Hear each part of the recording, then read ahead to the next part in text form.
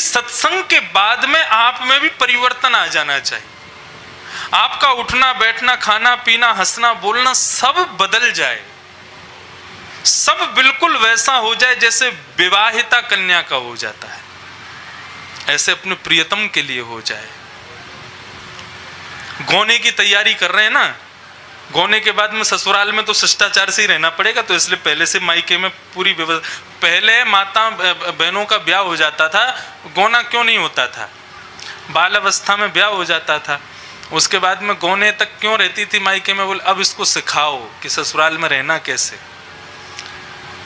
ठीक उसी प्रकार अब सत्संग श्रवण के बाद में ब्याह हो गया, अब सीखो कि हमको अपने ससुराल में रहना कैसे, हमको अपने प्रियतम बिहारी जी के संग रहना कैसे, उनको जो प्रिय है। आहा, भक्तिमती मीराबाई, जिन भेषा मारो सांवरो रीझे, जिन भेषा मारो गिरधर रीझे, मैं तो सोही भेष धरूंगी। मीराबाई जब अपनी राजकन्याओं के साथ में बैठती थी, राजा की बेटी, सब राजकन्या बढ़िया बढ़िया वस्त्र पहन करके आती, बढ़िया बढ़िया गहने पहन करके आती, सुंदर श्रृंगार करके आती, नई नई चोटियां बना के। अब जो भी माताओं के श्रृंगार होते हैं नए नए श्रृंगार करके आती, मीराबाई के पास बैठती। मीराबाई एक साधारण वस्त्र में, एक रंग का वस्त्र है, एक ही रंग की चुनरी है, एक ही रंग का सब कुछ पहन करके केवल गले में एक माला पहन लेती है, माथे पर पीला चंदन लगाती है, इत्र से स्वयं को सुगंधित करती है, भगवत प्रसाद पाकर के दिनचर्या अपनी दिन व्यतीत करती है। बाकी की सब सखियां कहती हैं, अरे मीरा तू राजकन्या, तेरे लिए क्या कमी है? तू चाहे तो सोने के आभूषण पहन करके, सोने के वस्त्र पहन करके, सोने की जूती पहन के घूम सकती है, फिर क्यों इस प्रकार के भेष में रहती है? मीराबाई कहती है, तुम क्यों रहती हो ऐसे भेष में? किसको रिझाने के लिए पहनती हो? एक बोली मैं अपने पति को रिझाने को पहनती हूं, एक बोली मैं अपनी जेठानी को चिढ़ाने के लिए पहनती हूं एक बोली मैं उसके लिए पहनती हूं। तो किसी ने पूछा, मीराबाई तू किसके लिए पहनती है? बोले मैं अपने गिरधर लाल के लिए पहनती। इसको ऐसा ही पसंद है। इसको क्या पसंद है? बोले इसका तो खूब श्रृंगार करो, तुम स्वयं साधारण रहो, मुझे चमकने दो, मुझे जितना हो सके श्रृंगार करो, तुम साधारण रहो, मेरे श्रृंगार को देख करके तुम आनंदित हो जाओ, मेरा श्रृंगार ही तुम्हारा सर्व सुख बन जाए। जिन भेषा मारो गिरधर रीझे, मैं तो सोही भेष धरूंगी हो बाला, सोही भेष धरूंगी हो, मैं बैरागन हूंगी, मैं बैरागन हूंगी हो बाला,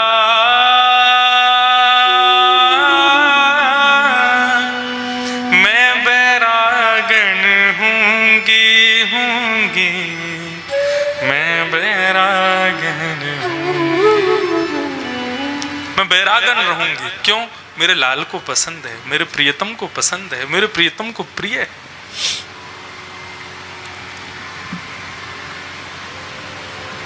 मीराबाई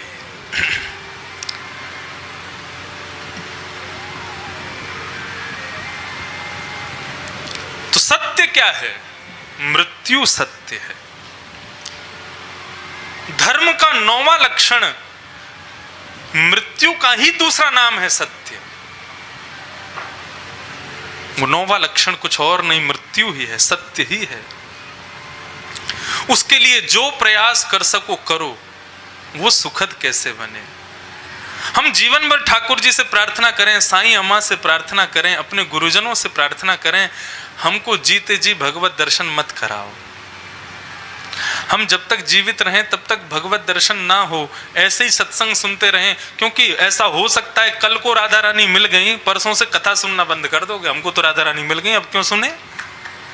तो इसलिए भैया अभी बचो उससे भी, भगवत दर्शन नहीं हो, अभी सत्संग में ही परम सुख है हमारा। सत्संग मिले, कथा मिले, भगवत दर्शन मिले, वृंदावन का दर्शन मिले, फिर भगवत दर्शन कब मिले? जब अंतिम श्वास निकल रही हो, हम शेष शैया पर, हम शयन शैया पर पड़े हों, मृत्यु शैया पर पड़े हों, उस समय पुत्र ना दिखे, पुत्री ना दिखे, माता पिता ना दिखें, परिवारी ना दिखें, उस समय पीतांबरधारी श्री राधा रमन लाल दिखाई दें। केवल अंतिम श्वास में हमारे प्रियतम जिनसे हमारा ब्याह हो चुका है वो हमारा हाथ पकड़ने आ जाएं, हमें गौना करके अपने साथ ले जाने आ जाएं, बस यही हमारा जीवन बन जाए।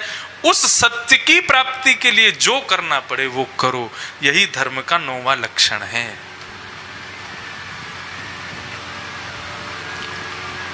परम सत्य की प्राप्ति,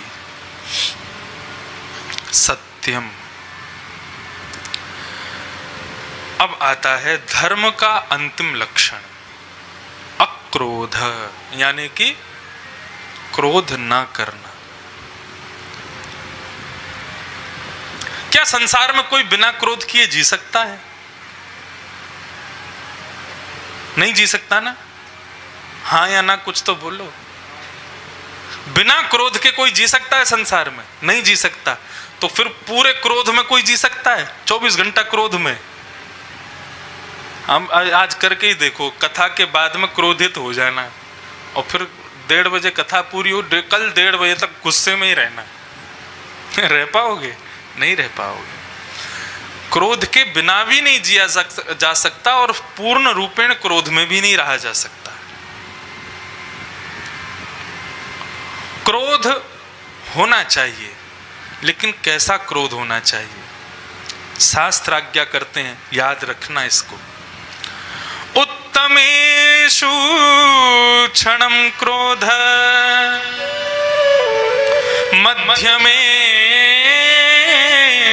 घटिकाद्वयम्, अधमे स्यात् अहोरात्रम्, चांडाले मरणांतकम्। क्रोध होना चाहिए, लेकिन कौन सा क्रोध अच्छा है? उत्तमेषु क्षणम क्रोध। सबसे उत्तम क्रोध कौन सा है? बोले क्षण भर का। गुस्सा हुआ भी था ये पता भी नहीं चले सामने वाले को। तुमको गुस्सा आया था? हमको तो पता ही नहीं चला। बोले हाँ, उस समय मैं शांत बैठा था, गुस्सा आ रहा था मेरे को। वाह भैया, हमको तो पता ही नहीं चला। कईयों के गुस्सा ऐसे होते हैं कि अड़ोसी पड़ोसी क्या पूरे देश को पता चल जाए उसको गुस्सा आ रहा है। अच्छा, गुस्से कई अलग अलग प्रकार के होते हैं। कई लोगों के गुस्सा ऐसे होते हैं, उनको लगता है मैं गुस्सा हूं, सबको पता चलना चाहिए। और उस समय यदि उसको कोई नजरअंदाज कर दे, किसी को गुस्सा आ रहा हो और उस समय कोई उसकी तरफ ना देखे और सहज, तो उसको और गुस्सा आ जाता है। इसको पता नहीं चला मुझे गुस्सा आ रहा है।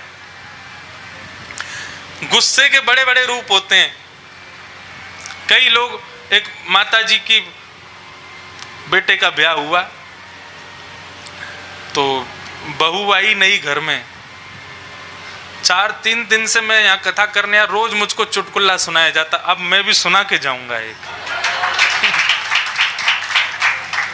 जब हम यहाँ से जाते तो हमको कोई ना कोई एक चुटकुल्ला सुनाया जाता है। ये भी यहाँ की प्रथा है कि जो महाराज जी आवे उनको हंसाया जाए।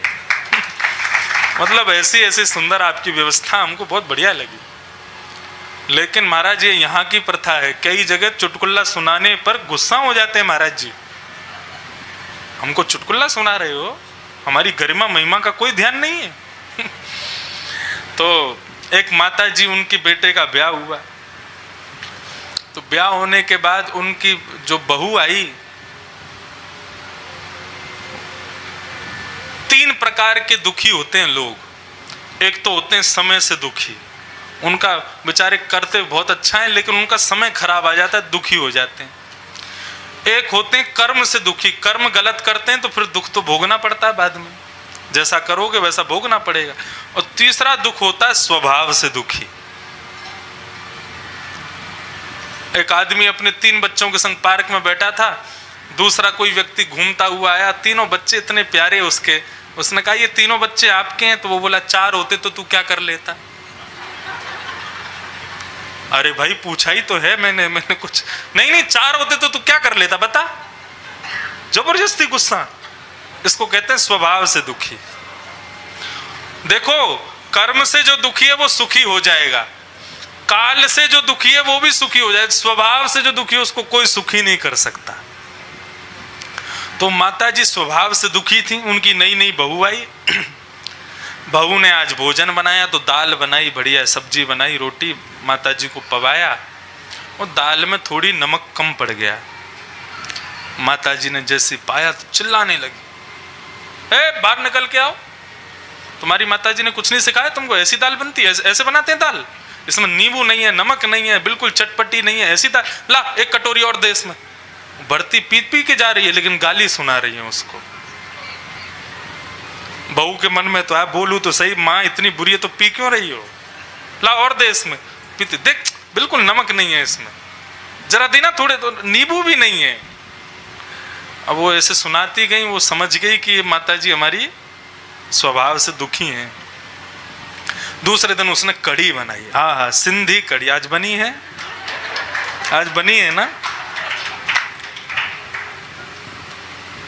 कल पिताजी बता रहे थे ना, मेरी कथा हुई, मेरे जीवन की पहली कथा द्वारिका में, दूसरी कथा हुई न्यूयॉर्क में।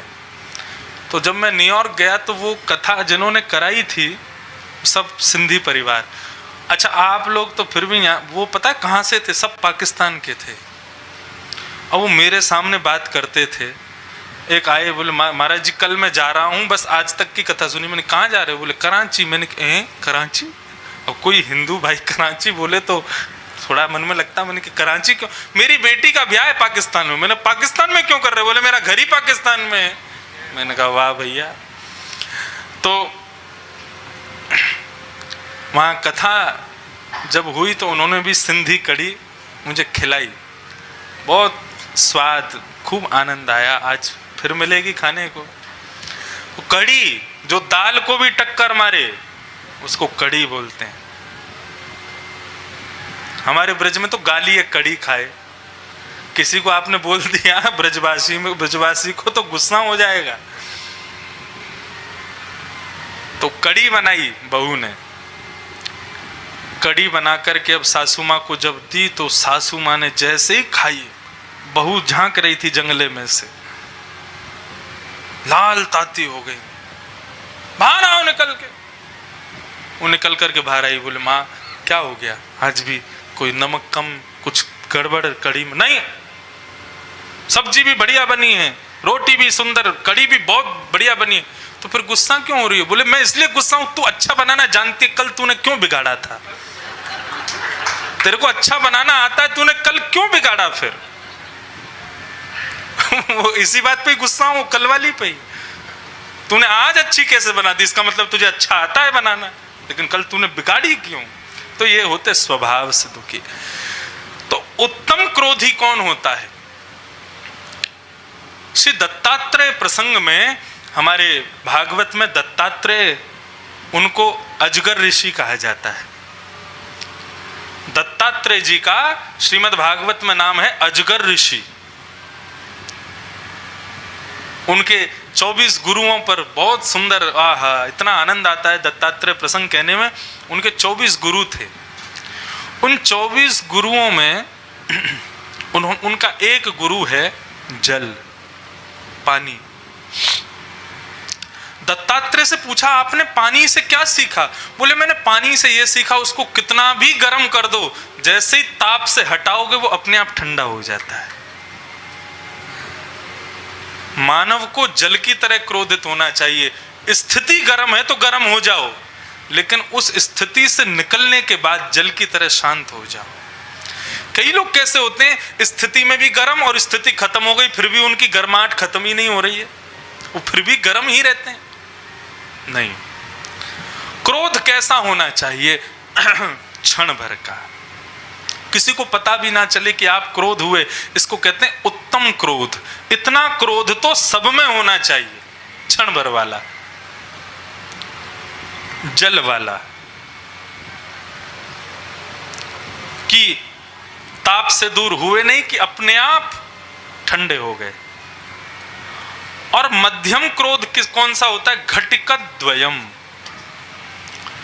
2 घड़ी तक गुस्सा रहता है।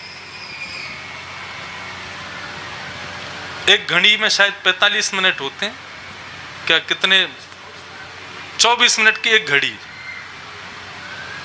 तो 2 घड़ी तक गुस्सा, ये होता है मध्यम क्रोधी का लक्षण। ये भी ठीक है, इतना गुस्सा भी ठीक है। लेकिन इसके बाद में आता है अधम। अधम व्यक्ति का गुस्सा कहता है, बोले अधमेश्यात अहोरात्रम, वो एक रात्रि गुस्सा रहता है, पूरी रात निकाल देता है गुस्से में। ऐसे व्यक्ति को अधम माना जाता है। और चांडाल प्रवृत्ति का कौन होता है? बोले पूरा जीवन निकाल देता है क्रोध में, उसको चांडाल कहते हैं। महाराज, नरक जाने वालों के लक्षण क्या है? नरक जाने वालों के लक्षण क्या है? अब धर्म के लक्षण पूरे हुए नहीं कि अब हम धर्म नरक जाने वालों के लक्षण पर फिर से कथा शुरू कर दे रहे हैं। अत्यंत कोप कटुका चवाणी, ये याद कर लेना। यदि नरक जाने से बचना चाहते हैं तो ये नहीं होना चाहिए कभी। अत्यंत कोप, कटुकाच वाणी, दरिद्रताम च, स्वजनेषु वैरम, नीच प्रसंग, कुलहीन सेवा, चिन्हानि देहे नरकम गतानाम। ये 6 चिन्ह हैं नरक जाने वालों के। उनमें सबसे पहला चिन्ह है अत्यंत कोप, भयंकर गुस्सा। यदि किसी को बहुत गुस्सा आता है तो वो सावधान रहे, उसको कोई नहीं छोड़ेगा, नरक जाने से कोई नहीं बचा पाएगा। श्री हरिराम व्यास जी हुए, नाम सुना है आपने, बहुत विद्वान थे, पूरे भारत के विद्वानों को हराते घूमते थे। बनारस में जाकर के वहां के विद्वानों को हराने के लिए चुनौती दी तो भगवान काशी विश्वनाथ ब्राह्मण का रूप धारण करके आ गए। और विश्वनाथ भगवान को ब्राह्मण रूप में देख के हरिराम व्यास जी बोलने लगे, आओ ब्राह्मण शास्त्रार्थ करने आए हो। विश्वनाथ भगवान बोले, मैं शास्त्री नहीं जानता, अर्थ क्या करूंगा, मैं तो आपको विद्वान जान के एक प्रश्न करने आया हूं। बोले, करो, विवेक क्या है?